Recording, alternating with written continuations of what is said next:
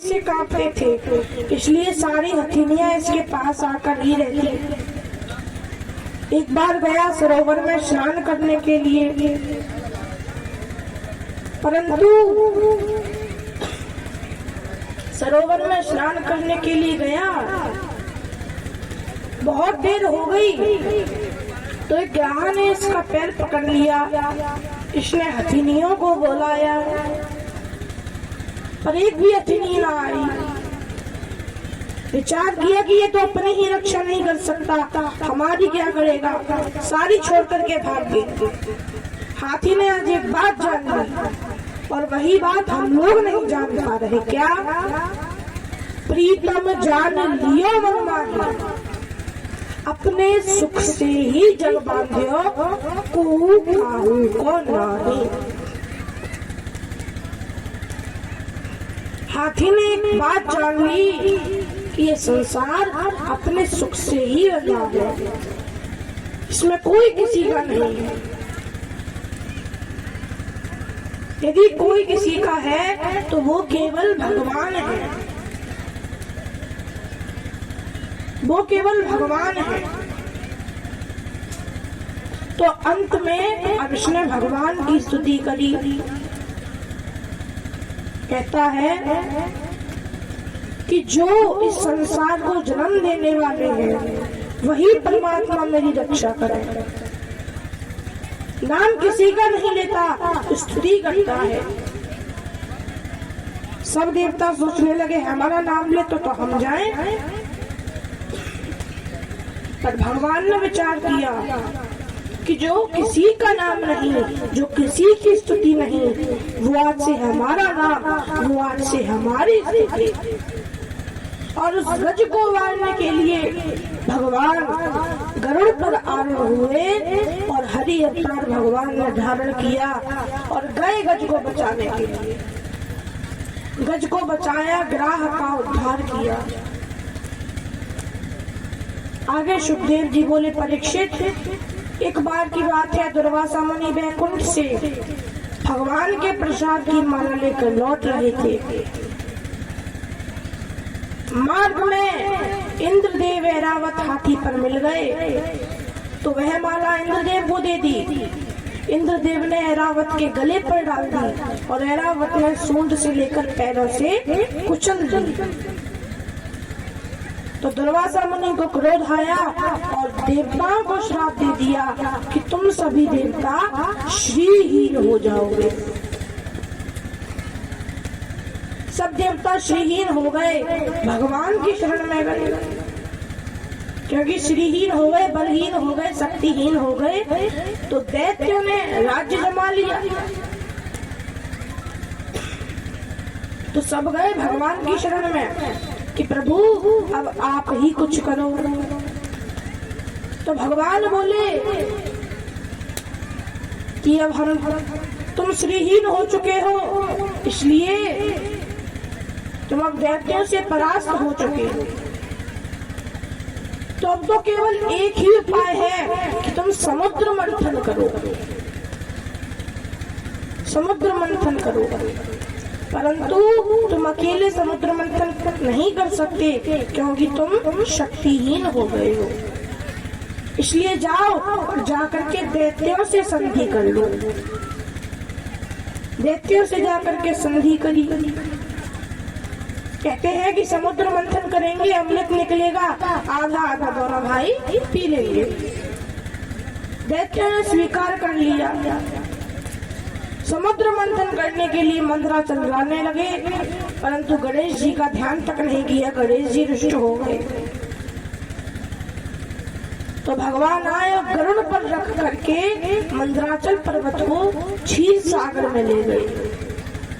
वासुकी नाग की नेति बनाई, रस्सी बनाई और मुख की ओर दैत्य और पूंछ की ओर देवता लगे।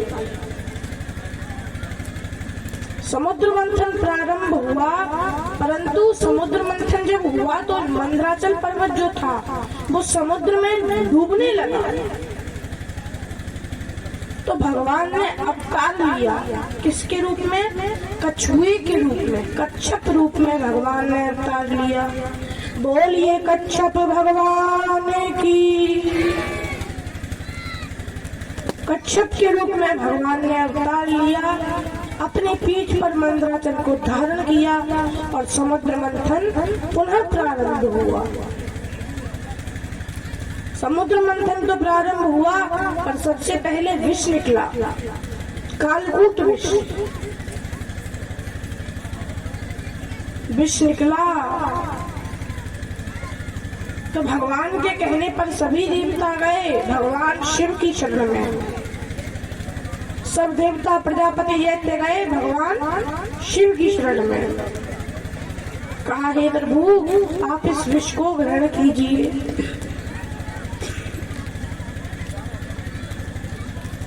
तो भोलेनाथ क्षीर सागर में पहुंच गए, क्योंकि वैसे भी वो तीनों लोगों का हित ही चाहते थे। तो पहुंच गए और वहां जाकर के भगवान शिव ने विचार किया कि मेरे हृदय में तो भगवान श्री राम का निवास है, यदि मैं विष को अंदर पी लूंगा तो उन्हें कष्ट पहुंचेगा। इसलिए भगवान शिव ने राम नाम का सहयोग लिया। रा कहने से मुख खुल जाता है और माँ कहने से बंद हो जाता है। रा कहकर मुख खोला और हथेली पर विष को लेकर के मुख में रख लिया, मुख में रख लिया और माँ कहकर मुख को बंद कर लिया और कंठ में ही उस विष को रोक लिया। कंठ नीला पड़ गया, जिससे भगवान शिव का नाम नीलकंठ पड़ गया। तो बोलिए नीलकंठ भगवान की। भगवान शिव का कंठ नीला पड़ गया। समुद्र मंथन किया, कामधेनु गाय प्रकट हुई, ब्राह्मणों को दान कर दी, ऋषियों को दान कर दी। समुद्र मंथन और किया तो चंद्रमा प्रकट हुआ, भगवान शिव के शीश पर विराजमान किया, जिससे भगवान शिव का नाम पड़ा चंद्रमौली। भगवान शिव का चंद्रमौली नाम पड़ा। समुद्र मंथन और आगे हुआ, रंभा आदि अप्सराएं निकली, स्वर्गलोक भेज दी गई। पारिजात वृक्ष कल्पवृक्ष निकला, स्वर्ग में स्थापित किया। कौस्तुभ मणि निकली, भगवान ने अपने वक्षस्थल पर धारण की। समुद्र मंथन और हुआ, ऐरावत हाथी निकला, इंद्रदेव को दिया गया। और हुआ, उच्चैश्रवा घोड़ा निकला, राजा बलि को दिया। और अब की बार जब समुद्र मंथन हुआ तो साक्षात भगवती श्री लक्ष्मी देवी प्रकट हुई। बोलिए लक्ष्मी मैया की। साक्षात लक्ष्मी देवी प्रकट हुई, जिनका विवाह भगवान श्रीमन नारायण से हुआ। भगवान श्रीमन नारायण से विवाह हुआ। समुद्र मंथन और हुआ तो वारुणी देवी प्रकट हुई, दैत्यों ने ले ली। और अब जब समुद्र मंथन हुआ तो समुद्र मंथन की जो सबसे दिव्य चीज थी, जिसके लिए समुद्र मंथन किया गया, अंत में भगवान एक और अवतार लेकर, कौन सा अवतार लेकर? धन्वंतरी अवतार लेकर। धन्वंतरी अवतार लेकर के अपने हाथों में अमृत से भरा हुआ कलश लेकर प्रकट हो गए। बोलिए धन्वंतरी भगवान की। अपने हाथों में अमृत का कलश लेकर के प्रकट हो गए। अमृत लेकर के आए तो दैत्य लेकर के भाग गए। दैत्य लेकर के भाग गए। जब दैत्य लेकर भाग गए तब देवता बेचारे मेहनत सबने बराबर की, लेकिन फल वही लेकर के भाग गए। तो भगवान की स्तुति करी तो भगवान ने एक अवतार और धारण किया। किसके रूप में? स्त्री के रूप में। स्त्री के रूप में क्यों? क्योंकि उस समय स्त्रियां भगवान से रुष्ट हो गई कि प्रभु हर बार आते हो नर के रूप में, एक बार आ जाओ नारी के रूप में। नर से बनी गए नारी,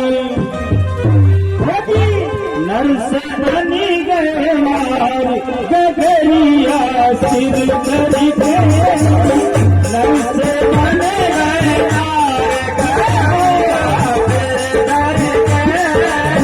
नर से बनी गए नारी, गगरिया सिर करी गए। नर से बनी गए नारी, गगरिया सिर करी गए।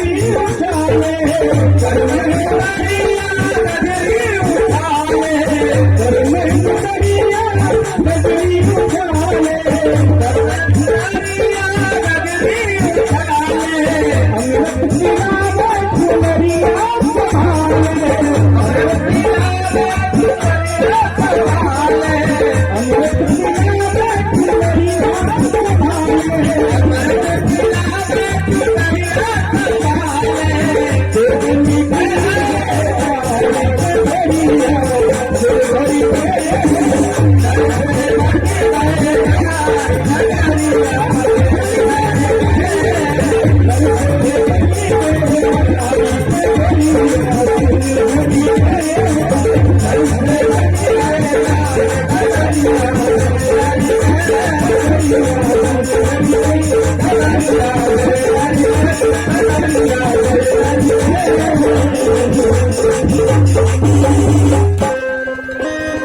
बोलिए मोहिनी भगवान की, बोलिए मोहिनी भगवान की जय हो।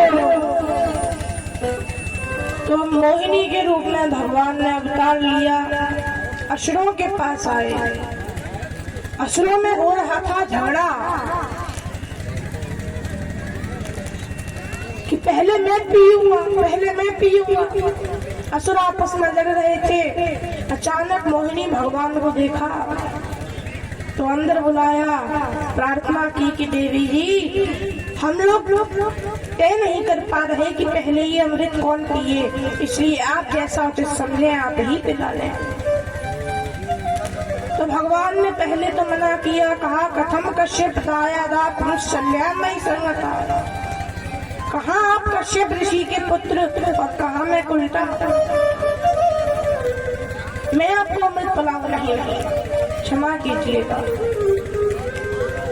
दैत्यों को और विश्वास हो गया, नहीं नहीं देवी जी अब तो हम आपके ही हाथ से पिएंगे।